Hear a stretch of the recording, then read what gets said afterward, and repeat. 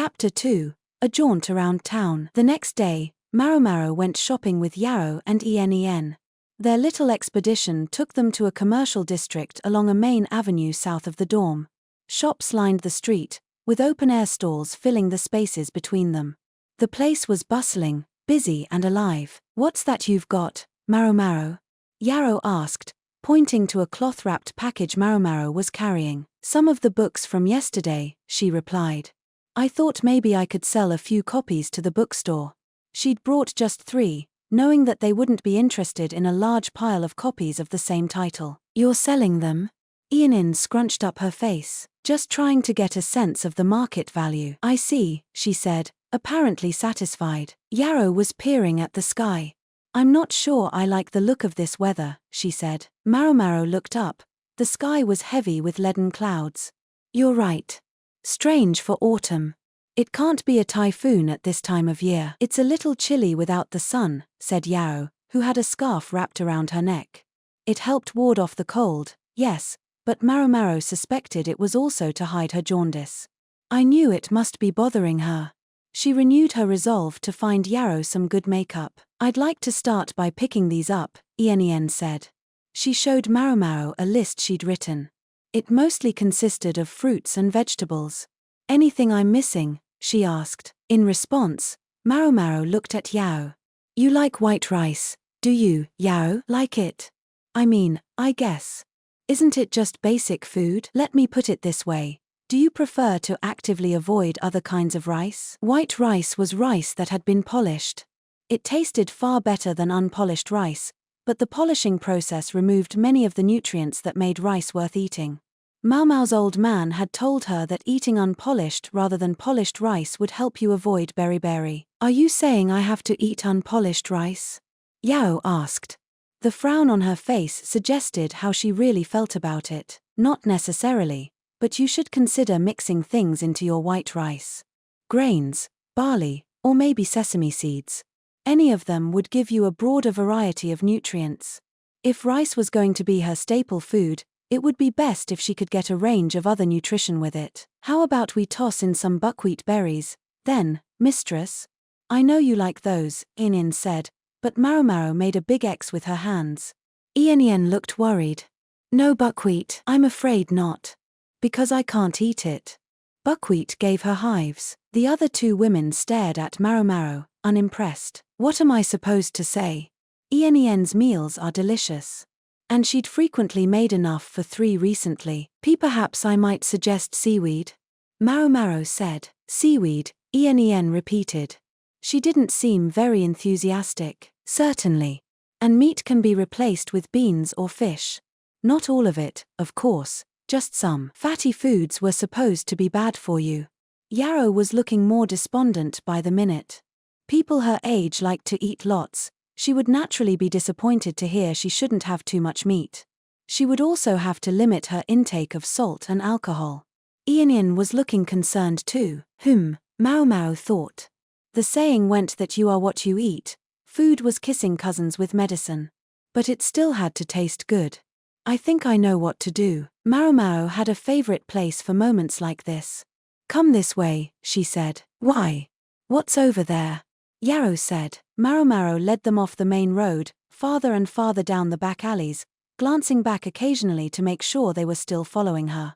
Soon there were as many houses as there were shops, and eventually they arrived at a restaurant with a soot-stained sign. It didn't exactly look like it specialized in haute cuisine. There were 2 tables crammed into the restaurant itself, with another poking outside. Instead of chairs, the tables were lined with upside-down barrels. "Are you both feeling hungry?" Maomao asked. "It's a little early for lunch," Yao said, but she looked intrigued. She couldn't help noticing, though, that the restaurant seemed deserted. "A little early is best. It gets crowded at lunchtime," Maomao said. She peered into the shop, warm steam drifting out. "Auntie, are you open?" Sure enough, came a voice from within. A woman who must have been something more than 40 years of age shuffled up. "Ho! The apothecary girl. Don't usually see you at this hour. We hoped to get a meal in before it got crowded." The woman was one of Maomao's customers. She came all the way to the pleasure district to buy medicine. She'd been a regular ever since Maomao's father had cured her of an illness she'd suffered from many years ago. 3 portions, please. Whatever you have on hand. Ideally, something that's not fried. Coming right up. Don't usually see you without your father either. She looked at Yarrow and Ian and grinned. Less talk, more food. Please. Maomao seated herself on one of the barrels. Maomao, why did you suddenly decide to take us out to eat? Ian asked. She and Yarrow both looked mystified. Trust me. Sit down, she urged them. They Saturday. The woman soon brought their food, a pot full of kanji and several side dishes. Maomao apportioned the side dishes among the 3 of them, passing a bowl each to Yarrow and Ian. All right, if you don't mind. Yarrow, ever the proper young lady, made a gesture of thanks and picked up her spoon. She didn't look entirely sure about this. The restaurant wasn't the cleanest place around. Is this potato kanji? Ian asked, sipping a spoonful of porridge. Sesame seeds floated in the kanji, which included stewed potato. At the first mouthful, her eyes opened. Is this potato kanji? The sweetness of it must have startled her. Yes, it's sweet potato, Maomao said. The very tubers that Lahan's biological father was growing. They came from the south and were ordinarily a rare treat, but this woman's restaurant was able to procure a supply through the verdigris house. That's absolutely amazing, Yarrow said, going for another spoonful. Maomao grinned. She already knew that. You see. And sweet potato with sesame fits perfectly within your diet. You could probably get away with putting some barley or oats in there too. The modicum of salt in the dish was perfect for flavor, although if it needed a little something extra, minced kelp might make a good addition. Try some of this too, Maomao said, passing her some sticky stewed tofu. It really is wonderful, Ian said, almost regretfully. As a confident cook, perhaps it touched a nerve to eat something quite so delicious. The flavor is so robust, but it never becomes overbearing. That's what ginger and garlic will do for you, the middle-aged woman said. And instead of seasoning, we use yandan. That is to say, a salt-cured egg added when seasonings ordinarily would be. We get the viscosity with kudzu root. It warms the body, good for the type who catch a chill easily. Kudzu root was also used as a medicine. How did you make this? Ian asked, her eyes shining as she pointed to some grilled fish, fragrant herbs and just a dab of butter for taste. I know you said nothing too fatty, but surely a dab won't hurt. She rubbed her sides as she spoke. Our hostess can't eat rich foods because of an old illness, Maomao explained to the other girls. But she proves that you can still make wonderful meals without much fat or salt. Gracious, Maomao, you'll make me blush. The woman was grinning again. Here, cow's milk. You can drink some of this if the smell of the condiments bothers you. See cow's milk? Yarrow said. It was a regional thing, not everyone was used to it. I've warmed it up and added a bit of honey. It should go down easy. I'd like to put my best foot forward for friends of Maomao's. She was careful to emphasize the word. Gah. Yeah, fine. Don't you have any other side dishes? Maomao practically shoved the woman back into the restaurant, her tone clearly communicating that she wished the lady would butt out. People evidently regarded Maomao as someone who had no friends. When Maomao had told her older sisters at the verdigris house about the girls her age she used to hang out with at the rear palace, they'd all looked shocked. Perrin had gone so far as to wipe the corners of her eyes with a handkerchief. I can't believe them. Really? Of course she had friends. Emphasis on had, maybe. She could think of at least 2, but one of them she couldn't see anymore, and the other, well, Maomao hoped she was doing all right for herself. Where did Xiaolan end up working? She wondered, recalling the talkative palace woman. Maomao knew she'd found work at a mansion somewhere in the capital, but that was all she knew. She'd received a few letters, written in Xiaolan's unsteady hand, but none of them included the crucial detail of where she was actually living. Maomao couldn't reply to her even if she wanted to. She grabbed a bit of one of the side dishes, still mostly staring into space. Yarrow was digging into the kanji with gusto, apparently quite taken with the taste. Ian was busy trying to deduce exactly how it had been seasoned. Would you like to go to the makeup place after our meal? Maomao asked. Ian had suggested shopping for ingredients first, But then they would end up carrying the groceries all over. True, the best stuff might sell out if they didn't hurry up, but on the other hand, what was left would be marked down. Maomao considered that a fair trade. "I'm surprised you know so much about makeup, Maomao," Yarrow said. "My line of work has exposed me to a lot of different things," she replied. At the shop, she sometimes had to mix up concoctions of dye and white powder for customers who were self-conscious about a scar experience that had come in very handy for disguising Jinshi. "Is the makeup place close to here?" Ian asked. Now she was jotting down a recipe with a portable writing set. "We'll have to walk a bit, but it's not far. And perhaps we could make a quick detour on the way back." Maomao held up her bundle of Go books. "Still have your heart set on selling those?" Inin sounded like she still couldn't quite believe it. "Well, I certainly don't intend to just carry them around forever," Maomao said. Her mind was made up. After the meal, the girls worked their way back to the main street. The most famous courtesans in the capital used white powder every bit as good as anything that could be found at a noble girl's dressing table, and the shop Maomao had in mind occupied a prime location in the commercial district. Skewers. Delicious skewers.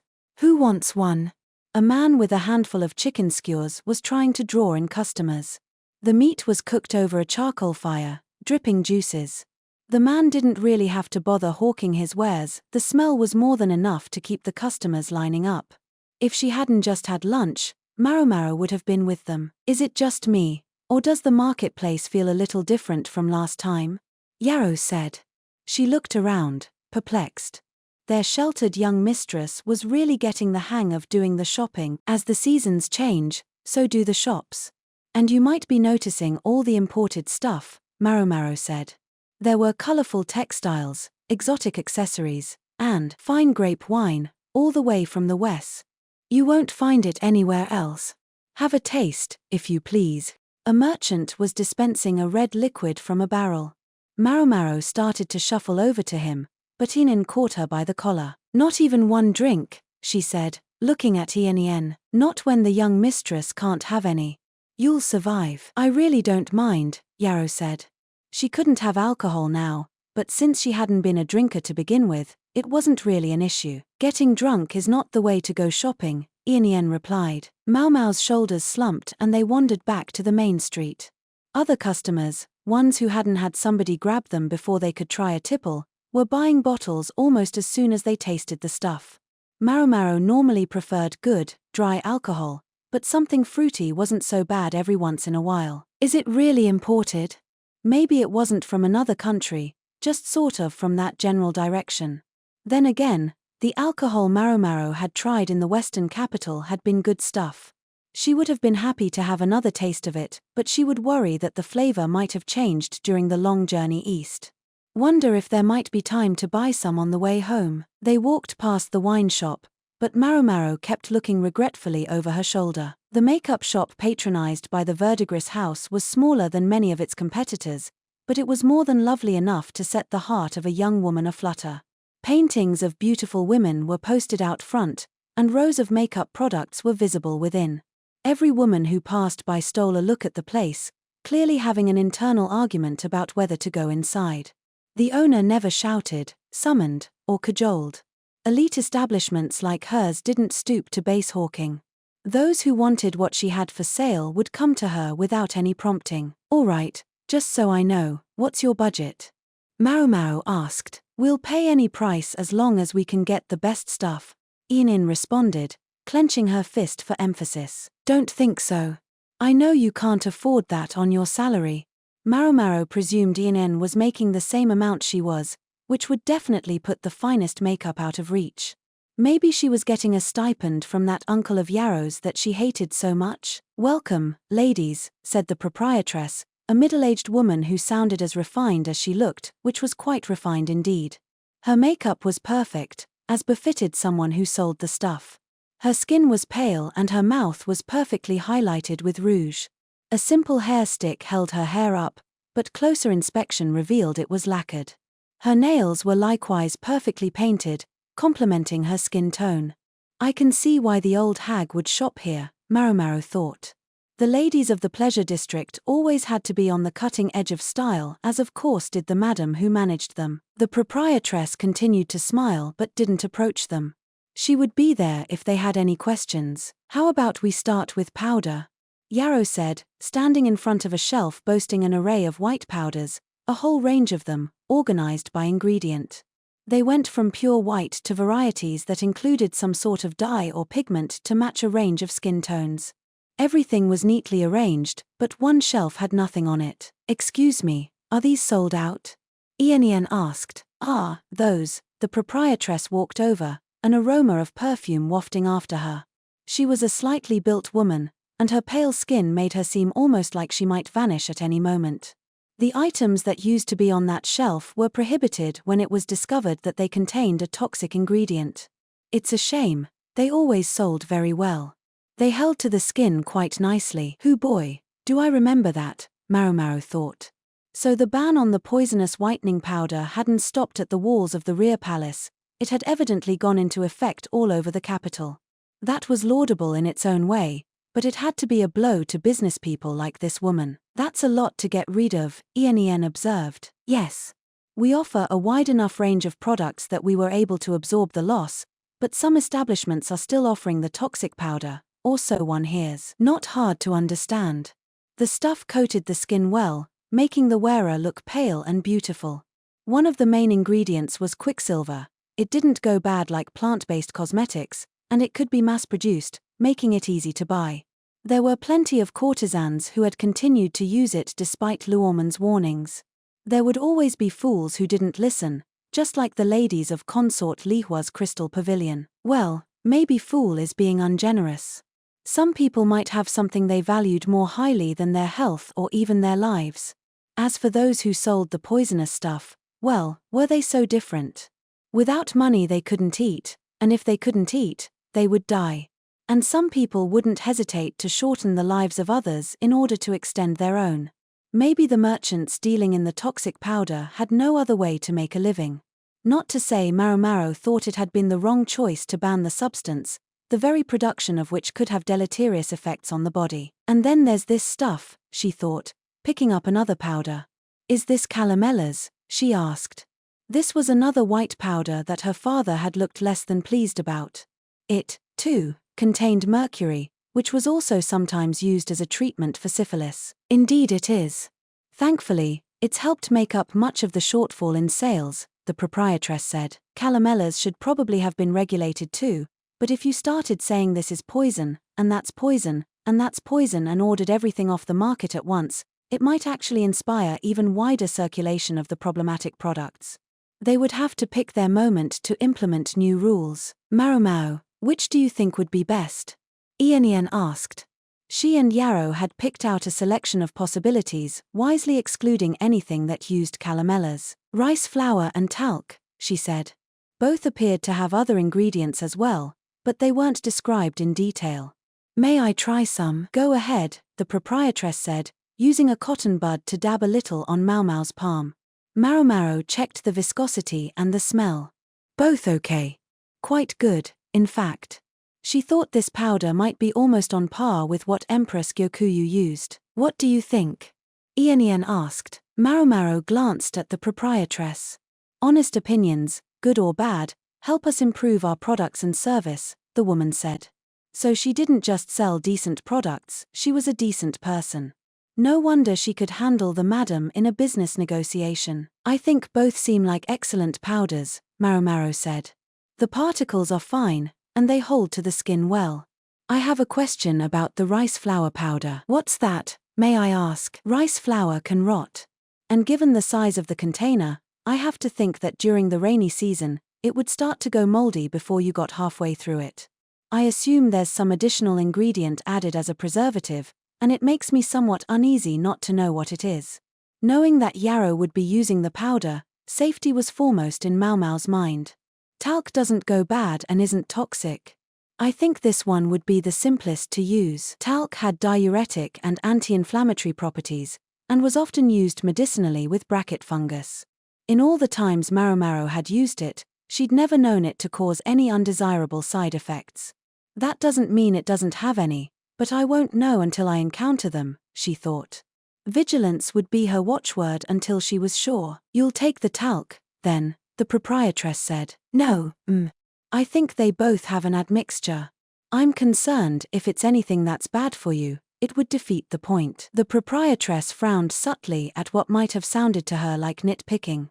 Yen, meanwhile, was thinking the matter over. Yarrow, evidently having decided to leave things in Yen's hands, was eyeing some eyebrow pencils made out of spiral shells. In that case, perhaps some of this, the proprietress said, going into the back of the store and emerging with a ceramic container. It was about half the size of the one on display. Our rice powder is made exclusively with plant materials. Why, you could eat it if you wanted. Would a size like this be more in line with the amount you'd be using? Or if you'd prefer to bring your own container, I would be happy to fill it for you. With, of course, a discount for bringing your own holder. This lady knows how to make a sale, Maomao thought. She was trying to cultivate repeat customers by addressing their needs directly. Would you specifically recommend this powder? Maomao asked. Certainly. I use it myself. It sticks beautifully. Very easy to use. A look at the woman's skin showed that it was, indeed, excellent stuff. Yet still something nagged at Maomao. Yarrow wandered back up and said, why not just go with the rice flour powder, Yen? It's not a bad idea, Yen said. I could try to make some myself, but I don't think I could ever get it so fine. She'd apparently considered making her own powder to ensure it was safe, but there was no substitute for a specialist. And Maomao assumed the proprietress wouldn't be generous enough to reveal the secrets of how she made her wares. In that case, we'll take. Maomao was interrupted by a young woman who emerged from the back of the store. Mother, she said. I'm with a customer, the proprietress replied. A frown crossed her face. Nonetheless, her daughter, with a quick, polite bow to Maomao and the others, began to whisper into her ear. Whatever was going on, it seemed to be urgent. As her daughter talked, the woman's expression changed.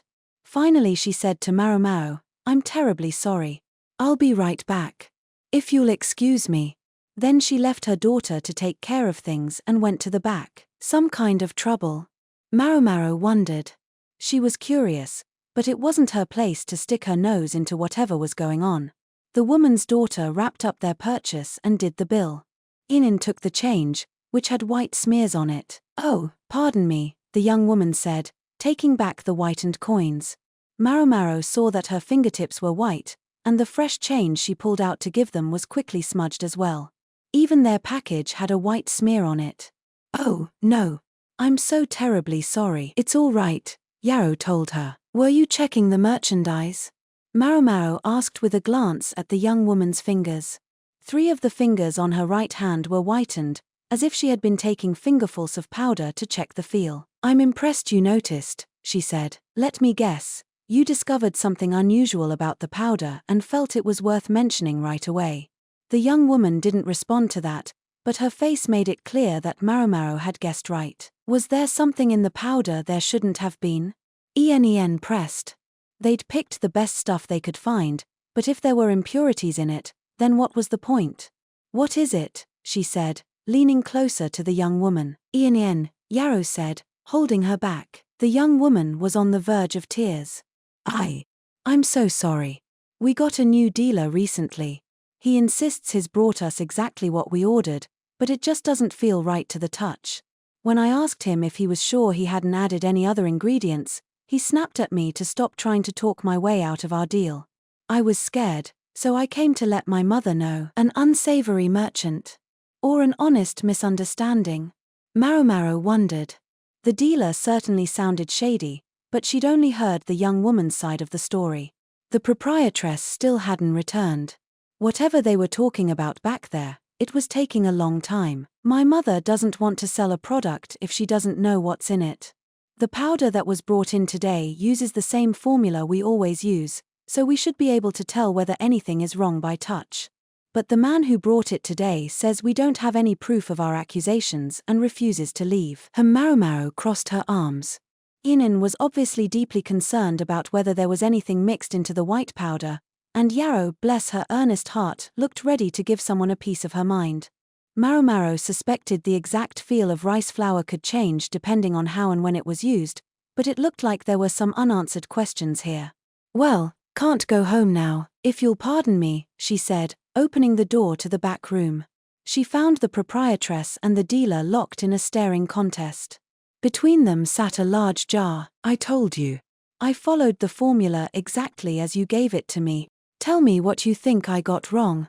The merchant, a man not quite in middle age, was shouting so loud that spittle flew from his mouth, which was open wide enough for Maomao to see that several of his front teeth were missing. The proprietress didn't back down. "Oh, I know what you got wrong. There's something in this. You added something. It doesn't feel like it should. You won't shut up about the feel, but that has nothing to do with anything. The feel of rice flour changes with the humidity, and you know it." They were talking past each other. Nothing was going to get resolved at this rate. "Excuse me. It looks like this discussion isn't going anywhere," Maomao said. "Oh. I'm afraid you really shouldn't be back here, miss," the proprietress said when she noticed Maomao, giving her a look of reproof. Her tone remained deferential, but her eyes were grim. "I'm sorry, my dear, but as you can see, we're in the middle of a business negotiation. Maybe you'd be so good as to wait outside until we're finished," the merchant added, likewise polite but implacable. Maomao ignored both of them, peering into the jar. It was filled to the brim with white powder. There was a spoon inside, so she scooped up some of the merchandise. "What do you think you're doing?" the merchant cried. Maomao put a finger in the powder. "It's rice flour, all right. Would this be the same stuff my companions and I were about to purchase?" "No, not quite," the proprietress said. "The price of rice flour shot up recently, you see. We asked another dealer to produce something with the same formula." She didn't quite seem to want to finish any of her sentences. "An increase in the price of rice flour?" It was the season when new rice was usually readily available. Had the harvest been worse than usual? She could tell from the feel that this was, in fact, rice powder. It was smooth, and about the same color as the stuff they were on the verge of purchasing. She agreed too, though, that it felt somewhat different under her fingers than the powder she'd been handling earlier. "You can tell, can't you, miss? Tell her my product is unadulterated. This stubborn mule is just trying to get me to lower my price." "A mule? I take pride in being able to offer my customers only the safest product. Every detail matters when it's going to go on someone's skin." Maomao could see both their perspectives. The merchant was right that the consistency and texture of rice flour could change with the weather, which wasn't very good today. It could simply be more humid than usual. "I'm afraid I can't purchase this if we don't know for certain which of you is telling the truth," Inian interjected. She took a hard line when it came to products that Yarrow was going to use. "Shall we do a little test, then?" Maomao said. "Test?" the others asked in unison. "You told us this rice flour is made entirely of plant components, all safe for human consumption. In which case, she was going to try to eat it." "You're going to eat it? The powder?" the merchant asked. "It'll give you an upset stomach if you simply eat it dry. Perhaps if we dissolved it in water and made a baobing flatbread out of it," the proprietress suggested. Hold on. You think you'll actually be able to tell?" Yarrow said. "I'm very confident in my tongue," Maomao replied. She hadn't done all that food tasting for nothing. She turned to the proprietress and the merchant. "Just to be sure, there's no buckwheat in this, is there?" "Corn, yes, but no kind of wheat," the merchant said. "No problem, then. The corn would explain the powder's slight yellow tint. I'll need a bowl and some water, and also a pot and a flame." "Ah. Our house is right behind the store. You can use the stove there," the proprietress's daughter said. She was probably concerned about the possibility of an explosion if they lit a fire in a space full of white powder. "Very well. Finally, do you have any leafy vegetables and some chicken?" "Focus, please," Inian said, giving Maomao a rap on the back of the head. She just wanted to make the powder as tasty as possible. Maomao picked up the jar and headed for the main house. The finished flatbread was tasty, although not as tasty as it would have been with some greens and meat. In a perfect world, I think a little more corn might have been nice.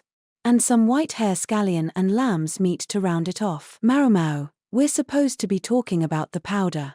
Yin had cut up the bread and was conducting a visual inspection. She appeared to be thinking that flatbread might make a nice dinner. Maomao says it's okay, young mistress, so I don't think the white powder should be any problem as such. I think everyone is getting pretty impatient, Yarrow said, concerned. You see, it's just like I told you. You keep insisting I must have added something, but I followed your formula exactly. There's nothing wrong with my product. The merchant slammed a wooden writing scroll containing the list of ingredients on the table. The proprietress and her daughter both looked like they wanted to offer a rebuttal, but there was nothing they could say. They still weren't prepared to accept they'd been wrong. Would you like some? It doesn't taste unpleasant, Maomao said. But, the proprietress started. But it felt different to you, didn't it? Maomao took the woman's hand. Her fingers were caked with white powder.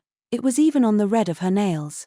Perhaps you could think of it another way, then. What do you mean? Maomao wiped the pad of one finger across one of the woman's fingernails, leaving a white streak. She'd been wondering about the woman's nails. What if it was your previous supplier who'd been adulterating his product all this time? The woman went almost as pale as her product. When a person came into contact with a poison, such as arsenic or lead, it often showed in their fingernails. You said yourself that some other stores continue to sell the prohibited whitening powder. There could easily be merchants who continued to supply it without saying anything. Suppose, for example, that they had white powder of questionable quality, and added something to it as a stabilizer. The symptoms of the poison would be minimized by the quantity of other stuff in the mixture. But someone who used the powder every day, like the proprietress did, would show the signs. Have you had any loss of appetite? Poor digestion? Trembling of the fingers? Maomao asked. She wondered how the woman's skin tone looked beneath that makeup. The woman's expression was enough to answer her questions. So you're saying this? Yin looked at the jar of powder they'd bought. Maomao took it and opened the lid. Shall we try another flatbread? With this powder, she was most interested to see the results. It was dark outside when they left the shop. The heavy clouds had opened up, and the ground was soaked. Shoot.